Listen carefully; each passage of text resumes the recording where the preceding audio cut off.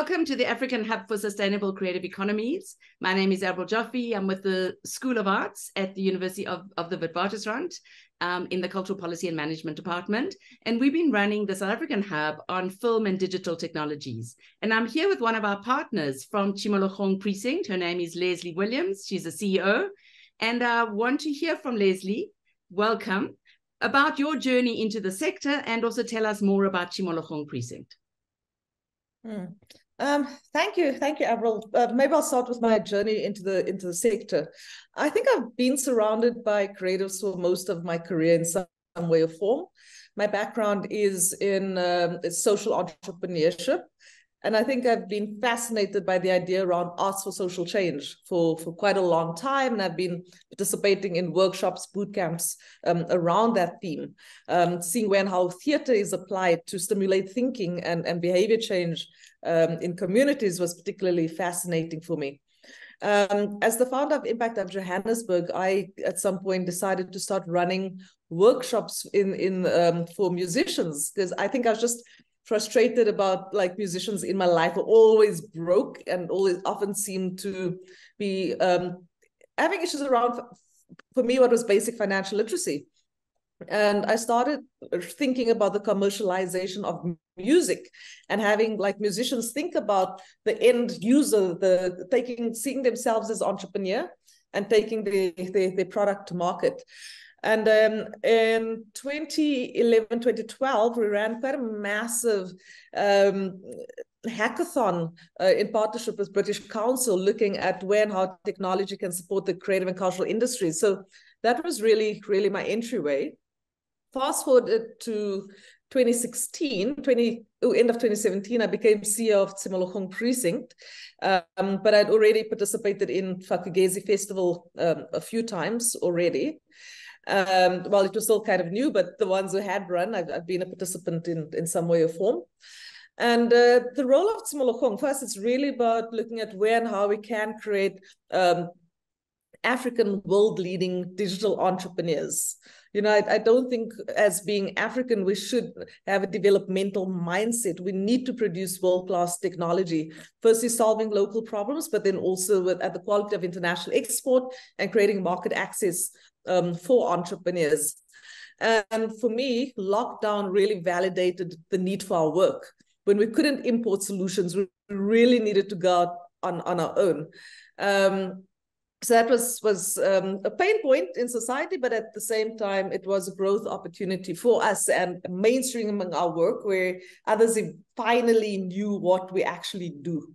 And maybe just to end off, so some of the three pillars of Tshimologong Precinct is around skills development, entrepreneurship development, and access to market. So from a skills development, we look at animation, gaming, immersive technologies from creative industries perspective. We also look at software development and networking from a high-tech perspective. And then from an entrepreneurship development perspective, we support entrepreneurs from literally ideation phase through to becoming solid startups and then scaling up the ventures and then creating those market access points. And even from a market access point, we've got two parts. So entrepreneurship is at the core, at the heart. We want people to develop as entrepreneurs. But some of our internship programs, we also create job placement opportunities. And in our internship programs over the last 4 years, we've had 100% placement on all our software development and animation development internship programs. So in many ways, what you're saying is you play a role of an intermediary in the animation, gaming, and immersive media space. You're a hub, you're an incubator, you're a festival. Talk a little bit more about why you think it's so important to have places like Tshimologong in the sector that you're talking about. One of the things I like about hubs is that it attracts a vibrant community, both by us being intentional about where and how we create ecosystems, but also by default of us attracting community, we attract more and more partners. So for us, we are an ecosystem for me, which is like public-private partnerships and working in service of entrepreneurs. what we are finding in South Africa anyway is that a lot of corporates do not want to pay for the developmental cycle of products and services. So even though they make a lot of noise around like R&D, focus, research and development and innovation, which is quite trendy, very few actually want to invest in that phase. It's considered quite high risk. So that's why we work a lot with international partners, international and local developmental agencies to work on the early stage of development. And then later on, when one starts defining commercial value, that is when we start attracting corporates. So if you like, it is almost this blended finance approach in terms of where and how we support. And very few other actors are able to do that. So with us as an intermediary, we play this facilitator role in bringing the actors together, understanding their agendas, and finding those common points of collaboration. So one of the things that's always struck me about Tshimologong Precinct and your work in particular is how many partnerships you've created and developed, and how many collaborations you have. And one of the core ones is with the university. So you're actually in a partnership with the university. Tell us a little bit about why you think it's so important for a higher education institution to support the sector going forward. Sure. I think there are two parts. The one is, we've often in the last few years, we've all been drumming around the future of work. And where and how does that practically mean for a student who's in the classroom? I think research is super important, but I think we are finding ourselves in a place where the market is increasingly expecting applied research. So we really need to make sure that students and learners are equipped with a kind of tooling to be relevant in the marketplace. In the same way for us, we want like a high quality talent pipeline. And when the university is able to produce that, it does wonders for industry. And just to give an example, Wits has the only game design degree in Africa that's producing super high quality students. And annually, we run the game jam at AHSCE Festival. So students will typically apply. The winning teams, they win incubation at Tshimologong. So we help them create businesses out of their games and really make sure that they know how to commercialize, how to interact with other stakeholders. We do market validation with them. So by the time they graduate from us, they've got working businesses. So it's the technical skills in the university blended with commercial practice at Tshimologong. And with some of the successes, the students who've gone through our pipeline have gone on to win international awards, from local Africa Games Week, Games for Change Africa, to going and winning awards abroad and pitching in international markets.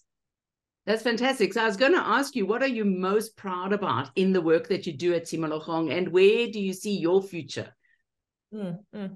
So, we just celebrated the 10th anniversary of AHSCE Festival. And it was a huge reflection point. One of the things I was proud of is when people came up to me and said, hey, I was in a festival 8 years ago or 6 years ago. This is what I'm doing with my life now. And this was the intervention point of the work of AHSCE, the work at Tshimologong Precinct.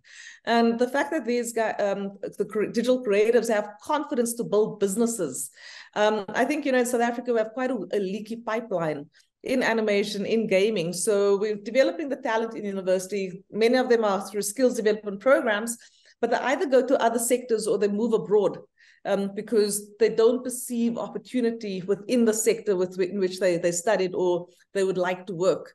So when we're helping to build industries, we know that our interns and our students are staying within the industry. And for me, that brings me a lot of joy. We are now at that tipping point where African aesthetics and storytelling is in high demand around the world. So for us, when we develop preparedness and link them to these opportunities, they fly. So we've got a lot of examples of that. And for me, that also speaks about inclusive innovation, because suddenly someone who may not have had the financial means to get access to certain opportunities, they come through, I don't say the back door because Tshimologong is the front door, but they've got another access point where we work with them. So that brings me immense joy. And for me, it proves that we have African excellence across the socioeconomic divide. People just often need some support to take them or groom them to the next level. For me as an individual, that's always such a tricky question. I got asked the same thing on a radio interview last night to space. I think, when I founded Impact Hub in 2010, that was the first hub for social entrepreneurs in Africa and one of the first hubs on the continent. I still think there's work for me to do, and the work still brings me joy, but there's a lot of practitioners now. There isn't a shortage of practitioners that run effective hubs, that run effective incubators. My interest is evolving more and more into the diplomatic space. So my master's dissertation looks at the influence of cultural diplomacy in South Africa's animation industry. I'm doing quite a bit of support in contextualizing the creative industry's master plan of South Africa for the animation industries. I'm actually subcontracted to do that work, which is quite fantastic. I've been asked to do the same for the fashion industry. But I see a lot of similar issues, both in cultural diplomacy and science diplomacy as well. It's crossover. So I definitely see myself playing more of an international relations role in a formal way in future. It's a huge part of it's been a part of my career almost since inception, working in an international way and bringing best practices to South Africa, but now it's often in terms of packaging work within an African context to international partners and making sure that we're negotiating on terms that make sense for us as Africans. Well, I must say the African Hub for Sustainable Creative Economies has been delighted to have you as a partner on this journey, and we wish you only success as you go forward. Thank you so much, Lesley, for your time. I know it's really valuable, but it's been great to speak to you today. Thank you, Avril. Always a joy working and partnering with you.